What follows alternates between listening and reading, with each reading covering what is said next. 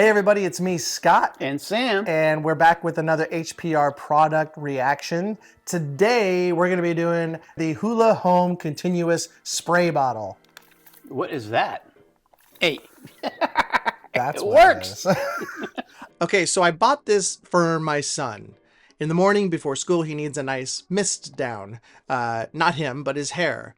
He actually likes doing it himself because he thinks it's, it's cool. Now I've had this spray bottle for 3 months now, and it still works great.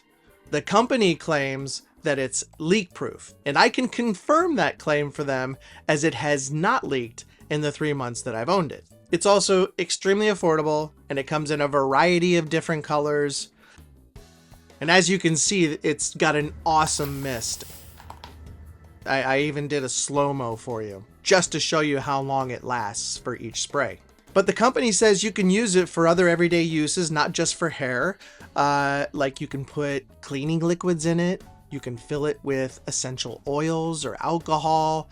I've only used it to spray water on my son's hair. So I don't doubt that any of those things that they claim work do work, because this thing is really, really good. So at the end of the day, I would definitely recommend this product.